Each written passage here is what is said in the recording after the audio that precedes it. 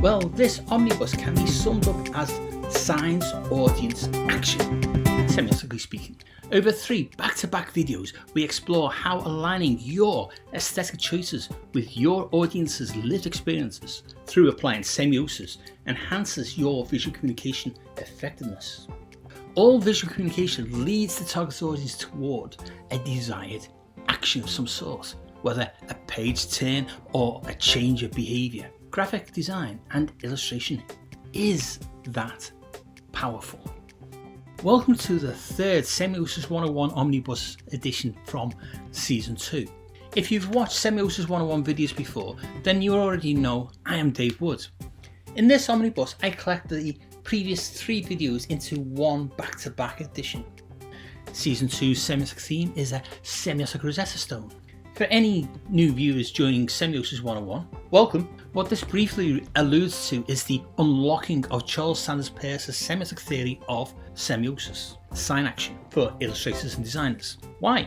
Peirce was a philosopher, a radical thinker, and his semiotic theory is applicable to enhance the designers and illustrators' visual communication abilities. But his writing is very obtuse, hence the need for these Semiosis 101 videos. In this 3rd omnibus, we will be focusing on the aesthetic decisions creatives make in their work for clients and how semiosis can enhance the aesthetics effectiveness to hook and retain the target audience's attention. This in turn aids the target audience to act on what they see in what Professor Jorge Frescara describes as facilitating behavioural change. But first, another semiotic book review. So subscribe and let us jump straight in.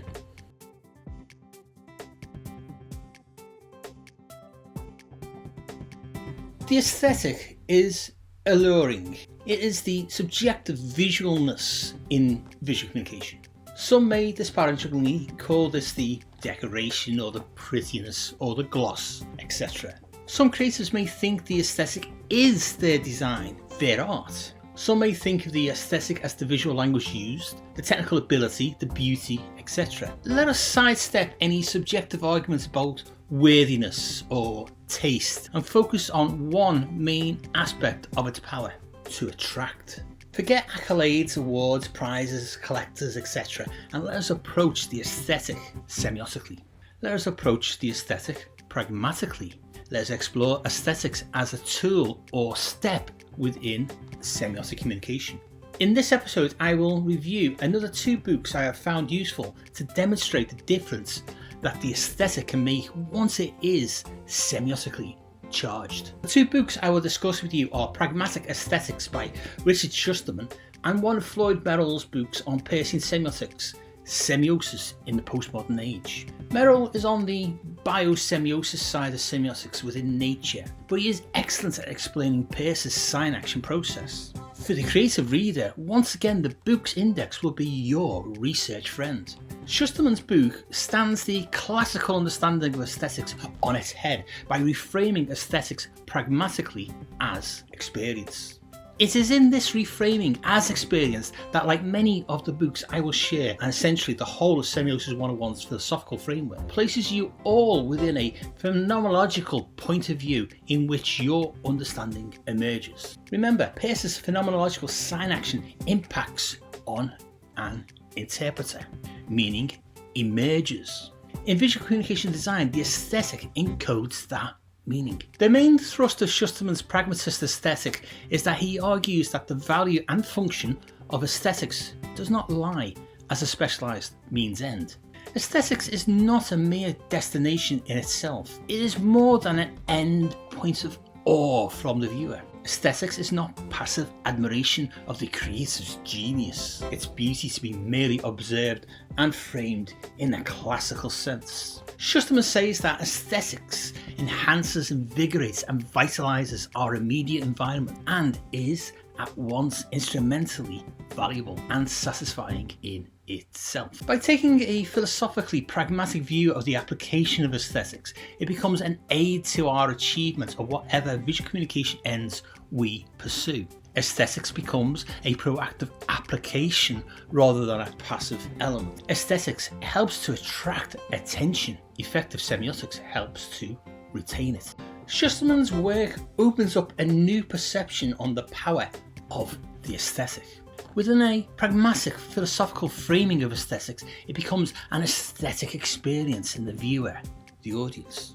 This is where this book is influential to creators who wish to improve the effectiveness of their visual communication. Schusterman's pragmatically reframes aesthetics as experiential, as a proactive application to aid a communicational outcome. This aesthetic experience takes the aesthetic beyond the classical state of being an end to be admired. By reframing aesthetics as a state of having an experience, the audience is pulled in by the aesthetic choices of the creative to a phenomenological experience in which their attention is piqued toward a desired communicational outcome. You can see now how Peirce's semiosis can strengthen the aesthetic experience. Schusterman's book helps creators trying to understand how and why the semiotic crafting of the aesthetic through the visual language choices is crucial.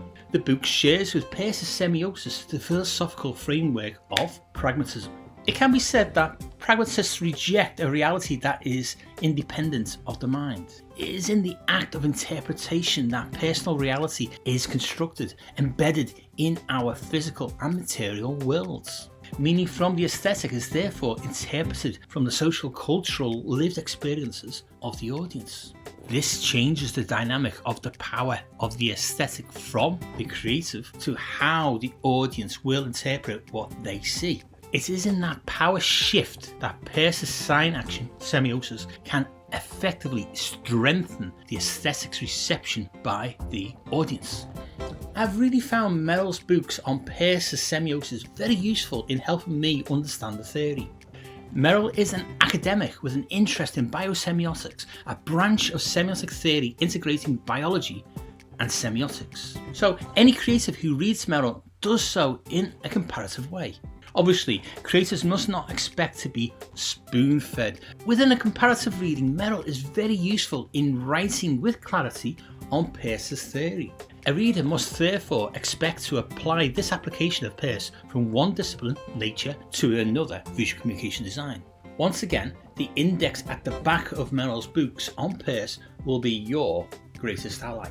In Semiosis in the Postmodern Age, Merrill's overall theme is on Peirce's takedown of binary modernist thought. As we know, Peirce's theory is predicated on a triad. Initially, I came to Merrill's books to gain insights on how to understand Peirce's triadic categories. I discovered his books by chance with a literature search. I was fortunate to buy all of his books on Peirce and cited them in my PhD, as I found I could understand Peirce through how Merrill framed the three categories of firstness, secondness, thirdness. What was really a surprise was through a biosemiotic focus, the idea that within these phenomenological states, it was clear that semiotic signs were participatory, meaning is extracted through interacting with the sign action rather than as a spectator to it. By interacting, the sign action changes both the interpreter and the semiotic sign. This parallels to what Schusterman writes about how the aesthetic is an aid to achievement rather than the end outcome. What I mean by that is, with the semiotic act of interpretation, the audience discovers something from the sign action, which a moment before they were not aware of. Professor Frascara would call this a communicational situation in which a moment of behavioural change has been made. Now, we have discussed this in previous videos. One audience member may perceive just iconic shapes. Another audience member perceives these shapes coalescing into a panda. A third audience member will perceive the logo for the WWF. It remains the same image, but through different levels of phenomenological perception, firstness, secondness, and thirdness, different levels of meaning is extracted from the piece of visual communication. In pairing Merrill and Schusterman's books, we see examples of how reframing what we see into a framework of experiential perceptions puts the audience forward rather than the creative. A pragmatic aesthetic framing brings the audience's role as a participant in the aesthetic rather than a passive viewer. The aesthetic hooks the audience's attention, but the crafting of effective sign action by the creative retains their attention. In extending the subconscious moments of perception, sign action has an increased opportunity to connect with the intended audience. But as we see from Merrill, perception and the semiotic sign can change by the act of the sign action. The audience discovers something that a moment before they had not thought, and the semiotic sign has the power to begin to communicate at higher perception levels. Pragmatically, meaning is emergent depending upon the perception of the interpreter. To end this 9th season 2 video, we can conclude that Peirce's sign action is really powerful.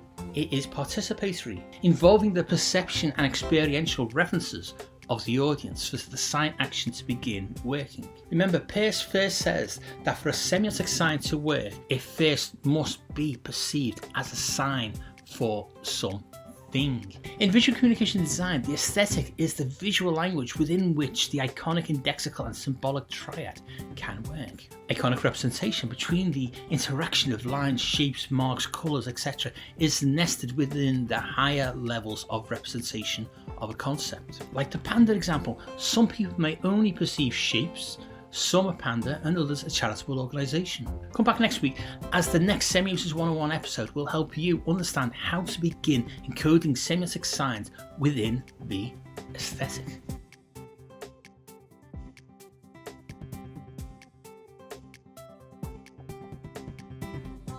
I'm not attempting to obfuscate here, but the subject is wriggly, determinable, quantitative. These provide an unequivocal, definitive answer, but both semiotics and visual communication design outputs deal with people. Let me expand this thesis, as I can already hear some of you saying, hang on there. Both graphic design and illustrations outputs can obviously present facts and reality in denotative ways. Both disciplines can make the most dry of facts pop for the audience while not having to worry about the ephemeral nature of the subjective. It's great, but there is always a but. As soon as a designer or illustrator begins to play with the aesthetic, even with objective data, then the audience is being invited to visually interpret meaning. As soon as the aesthetic is decided upon, the subjective slides in. Okay, I make this subjective sound like a supernatural possession waiting to happen. Now my tongue is firmly planted in my cheek here, but I quickly want to reinforce the idea that the aesthetic, however you currently think of it, provokes response. Let us play a thought exercise here so I can get quickly to my point. The same data is shared on the same page in two different ways. Neither version changes the data. One version of the data presents it in a typeset column in 10-point Times New Roman with no paragraphing or other visual hierarchy to emphasize any part of the data over other parts. Another version puts exactly the same data into an infographic, utilizing color, hierarchy, illustration, different type sizes, etc. to make the same data accessible. Data has not changed. Do I have to ask which version of the same data will be more accessible to an audience? Okay, now we're on the same page. Let's continue. Version 2 of the data in this thought exercise is clearly more desirable to read over version 1. Aesthetic decisions have rendered the data more accessible. With each aesthetic decision taken, the data is not changed, but how the audience perceives the data is manipulated. In version 1, there are no indicators to hierarchy in the data. In version 2, hierarchy is the key to understanding the data. This begins the subjective response in the audience to what parts of the data they will perceive first. Does the audience scan headings first or jump straight to the visual display of the findings, or do they jump to the conclusion first? This is quickly sliding into a deconstruction of an academic research poster, so let me quickly change tack. I said in my welcome at the beginning of this video that we will discuss and not answer why are semiotic signs dependent on interpretation. In past Semiosis 101 Season 2 videos, I have spent time exploring Peirce's semiotic determination flow from both a macro level and a micro level of analogues to the creative process. Check out Omnibus 2.2. From a macro analog level, I use the example of a client creative audience triadic flow. If the client wanted the data to be disseminated in an unadulterated way, then the creative would do just that. Meanwhile, what about the needs of the audience? If that audience is a small academic niche of experts, then fine. But, yes, there is always a but. Before the comments start filling up with comments that I am constructing a straw man argument, let us consider human nature. We are visual animals. We are hardwired that way. Many of us are visual learners who take information in much better by appealing to our visual nature. Visual communication design is what creatives do. Audiences do not know something until they know something. That should not be a controversial statement. If a client could disseminate directly and effectively to their audience, then we would not exist. But we do because the client cannot do it effectively. How can the audience know what the client wants them to know? Well, the creative's aesthetic choices can effectively facilitate this, or not. Semiosis, sign action, can enhance the success. The aesthetic grabs attention, or not. We have already spent time exploring this in previous videos. Hall, in his book, discusses visual noise that permeates modern societies, visually overloading the audience. In Semiosis 101, through Peirce's pragmatic semiotic theory, we have examined ways for creatives to hack through that noise straight to their target audience.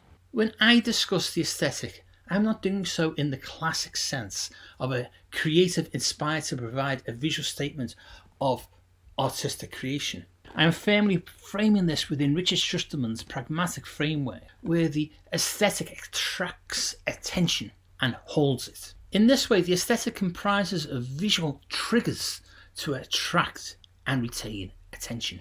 The aesthetic, as we frame it in Semiosis 101, is crafted with the audience in mind and not the client creative.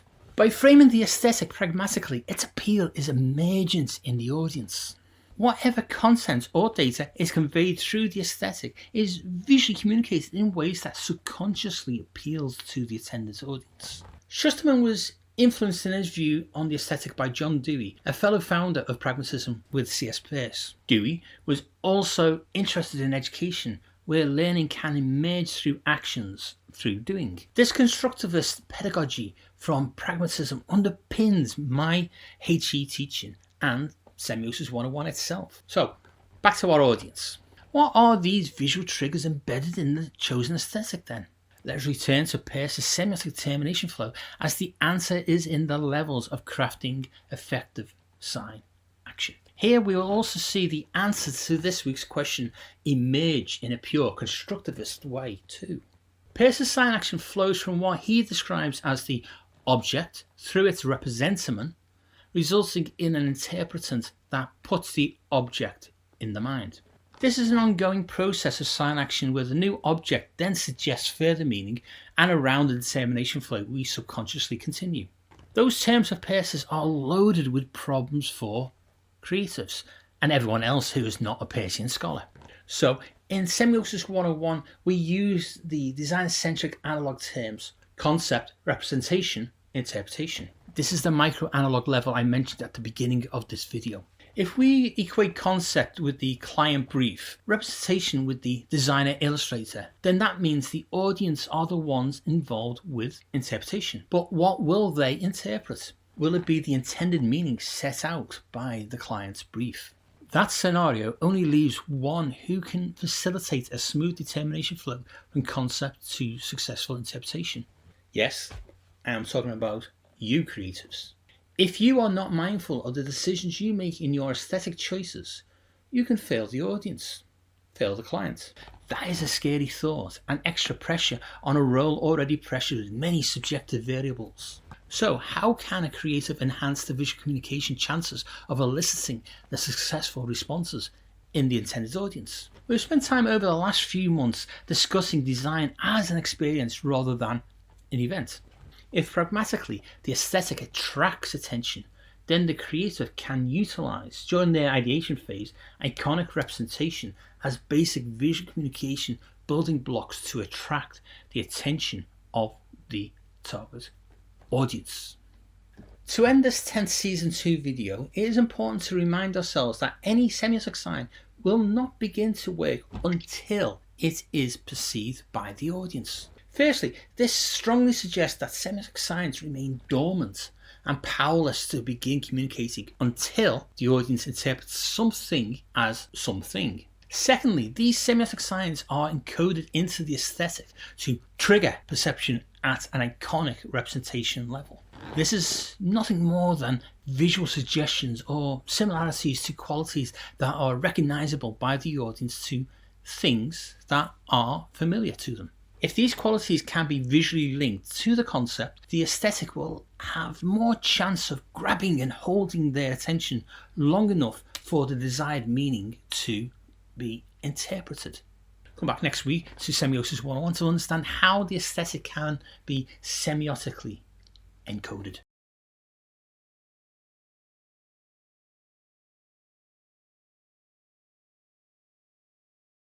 Jorge Frescara describes what we do as visual communicators as behaviour changes. This is quite an elevating statement, one that lifts designers and illustrators' status from perceived decorationists to actual communicational facilitators. With great power comes great responsibility. Okay, let's put this into a humble context.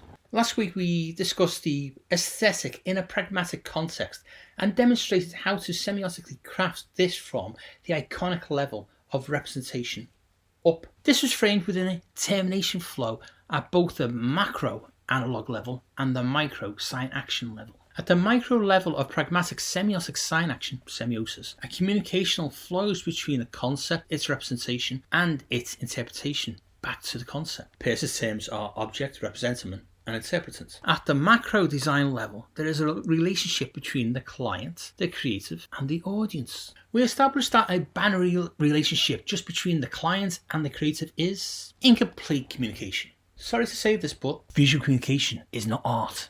There, I dropped the truth bomb. Of course, designers and illustrators can be artists as well as visual communication designers. It is all about intent. In 2008, Professor Simon Biggs, one of my PhD supervisors at Edinburgh College of Art, succinctly summed up the difference to me, which I have used ever since. He said, artists ask questions, designers solve problems. There may be many shared technical, artistic, philosophical and creative qualities, but designers, and yes, illustrators, I was one once, work to a brief. That brief comes from a client. Let us avoid subjective, self-directed briefs, and objectively, the designer illustrator needs to answer that brief. Many of us professionally used to just focus on that brief outcome binary. The client wants this produced, so I will produce this. But did the intended audience for this actually want, need, desire this? Or did the intended audience actually want, need, desire that? With the emergence in the 1990s of interaction design as a discipline, all designers and illustrators began to be exposed to the needs of the audience. Experience design emerged. User-centered design emerged. People emerged. But how to design for people you do not know? It is okay for big design agencies like IDEO and Apple, who employ psychologists and social scientists to find out this information. But what about the individual creative or small agency who can't afford audience research? The answer to this is in plain sight. Semiosis. Peirce had philosophically influenced interaction design, and those of us in visual communication design who were aware began to synthesize Peirce into our discipline. Do you want to know more? Check out for free the relevant chapters in my PhD available on the University of Edinburgh archive. I am quickly paraphrasing a lot of information here, so Peirce's semiotic theory of semiosis is different to Saussure's, Barth's semiology. Semiology is dyadic, signifier, signified. Peirce's semiosis is triadic, concept, representation, interpretation. Put in designer-centric terms, if concept aligns with the ask and needs of a client's brief, if representation aligns with the creator's visual outputs and aesthetic choices, then who does the interpretation? Yes, the target audience. But what do they interpret? One of the many similar comments I get asked by young creators getting to grips with this is, why? Why is a natural question.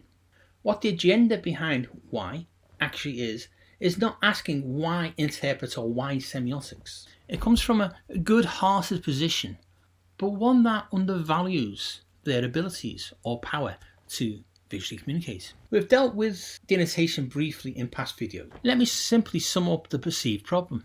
If a client brief asks the creator to come up with an outcome to make people buy more tins of beans, why not just say, buy beans, and be done with it? Bish, bash, bosh, job done. An illustrated poster of a tin of beans with buy in big letters. Job's a good one. Denotation at its simplest.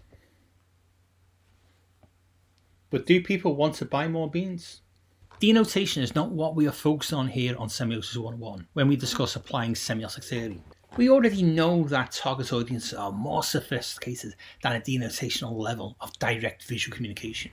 For behavioural change to be enacted, as Frascara frames it, goes far beyond simple naked commercialism.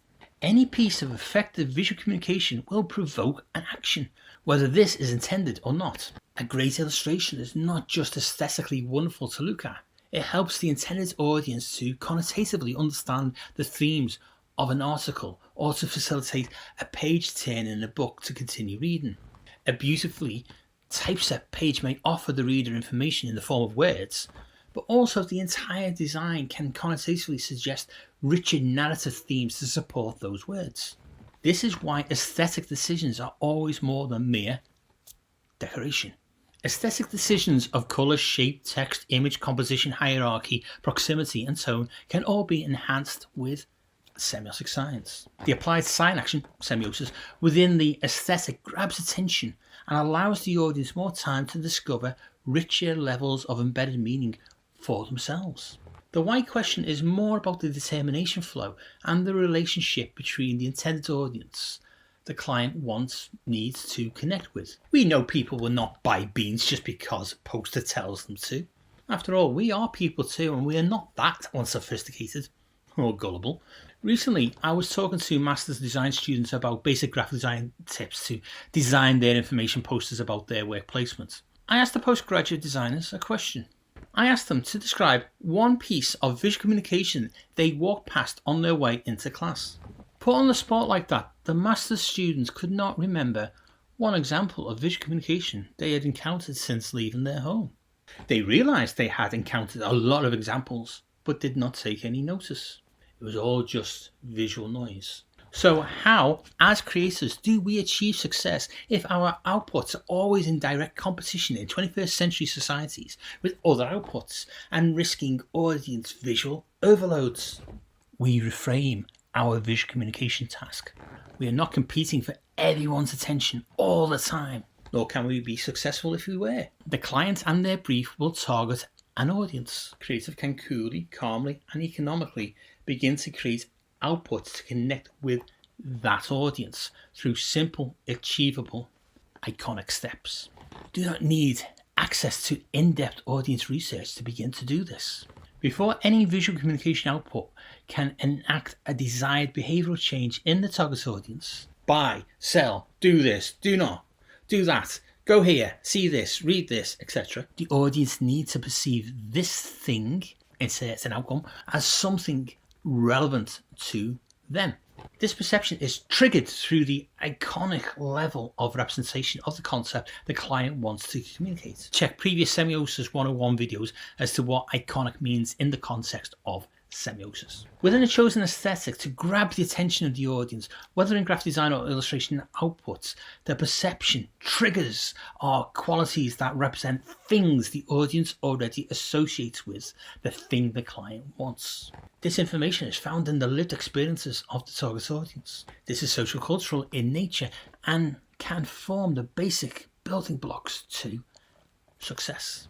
To end this, the 11th Season 2 video, we can conclude by showing how this lived experience insight can suggest qualities to embed in your aesthetic. Firstly, we are all human. We all encounter the world each day.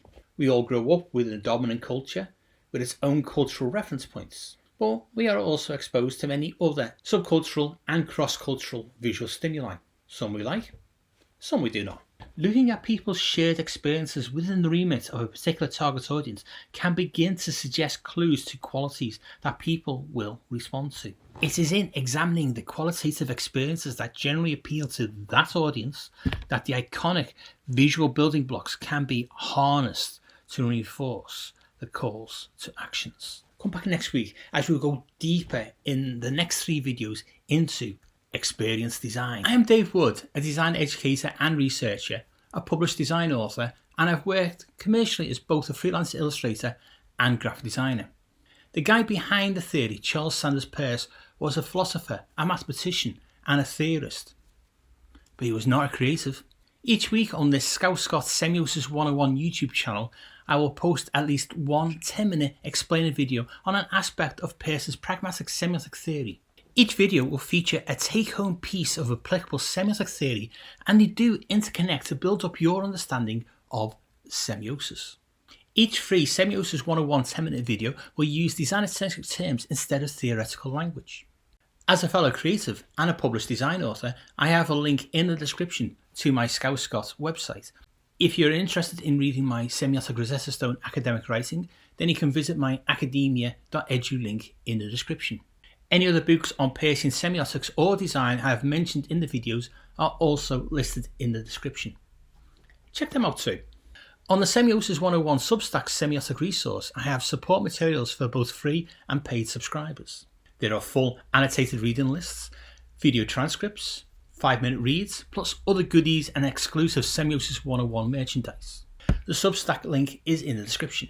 Thanks for watching this Semiosis 101 Omnibus. Check out all the Semiosis 101 full and short videos, like and share them with your friends, and hit the bell and subscribe buttons to be notified when next week's free Semiosis 101 video is published. You can also follow Semiosis 101 on the socials for updates. It is Semiosis 101 on Instagram and Twitter. See you all again next week for more Semiosis 101 to help illustrators and designers to enhance your visual communication skills.